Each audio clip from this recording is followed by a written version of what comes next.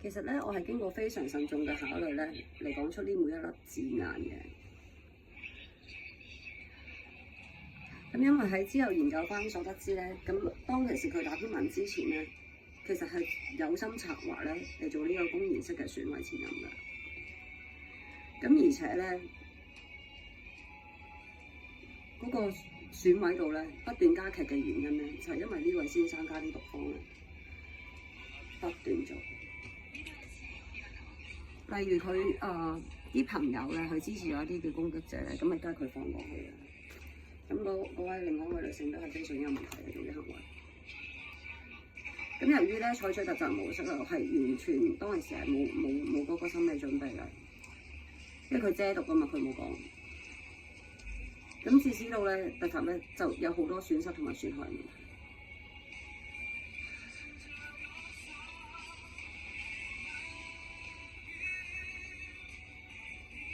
咁你都有啲相似睇到咧，大家睇下如何度咁睇啦。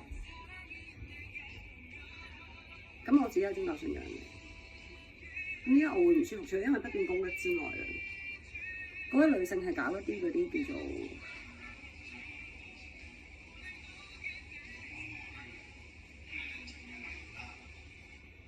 即係佢公開過一位女性。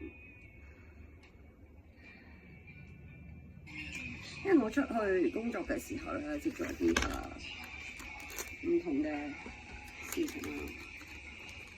咁有個睇到事情嘅人同我講咗啲説話係，其實都真係幾恐怖嘅。譬如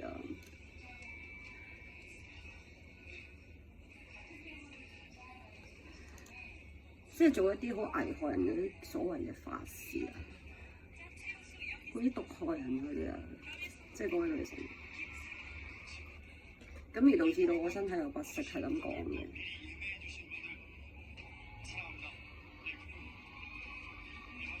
咁包括佢只係做啲咁恐怖嘅損毀行為，仲喺佢面前扮咧，一路捉住佢冇佢當雞仔冇佢咁樣去損毀人咧，佢仲要站咗咁耐喎，係佢係唔會反省嘅呢一位男士，佢唔得到個正式處理嘅結果，佢都唔會知道乜嘢叫唔可以損毀人。因為佢不斷係做得好開心㗎，不斷襲擊損毀到佢前度嘅嘢，佢覺得好成功。因為女性話俾佢聽，咁樣襲擊死佢就得㗎啦。佢係乜嘢人品啊？大家明唔明啊？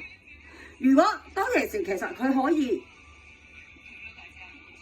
就算其他人點樣講，佢可以做一啲嘅行為係喂制止件事，唔係原來佢係有份攻擊嘅，聯手攻擊嘅，聯手有心策劃嘅損害，因為。